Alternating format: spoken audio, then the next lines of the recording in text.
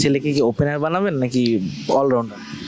আমি জানি না ও আসলে কি হবে, এটা ওর নিজের, হ্যাঁ, ও যে ক্রিকেট খেলতে চায় এটা ওর নিজের ব্যক্তিগত পছন্দ। হ্যাঁ, আমি অ্যাজ এ ক্রিকেট প্লেয়ার আমি কখনোই মানে বলিনি যে তোমারও ক্রিকেট খেলতে হবে বা তোমার এই প্রফেশনটা তোমার চুজ করতে হবে। ও নিজের প্রফেশনটা নিজেই চুজ করার চেষ্টা করছে। আমি সবসময় ওর ইম্পর্টেন্সটা প্রাধান্য দিই, ও কোনটাতে খুশি থাকবে, কোনটাতে এনজয় করবে। দেখেন একটা সময় কি আমাদের বাবা মারা আমাদের উপর দিয়ে দিত যে এই প্রফেশনটাই তোমার করতে হবে, এই জিনিসটাই তোমার করতে হবে। তো এখন আসলে জিনিসগুলো অনেক চেঞ্জ হয়েছে, এখন আসলে বাচ্চাদের প্রাধান্যটাই অনেক বেশি চলে আসে। মানুষ মারা গেলে কেন তার লাশকে গরম পানির সাথে বড়ই বা কুল পাতা দিয়ে গোসল করানো হয়? পৃথিবীতে অসংখ্য ঔষধি গাছপালা থাকা সত্ত্বেও কেন এই বড়ই পাতাকেই বেছে নেওয়া হয়েছে?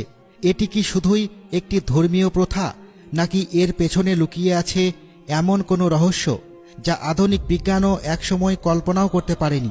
এই প্রশ্নই একসময় নাড়িয়ে দেয় ফ্রান্সের একদল গবেষককে।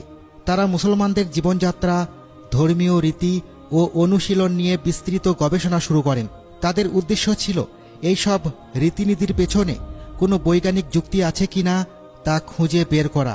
গবেষণার শুরুতেই তারা পবিত্র কুরআন নিয়ে দীর্ঘ বিশ্লেষণ করেন।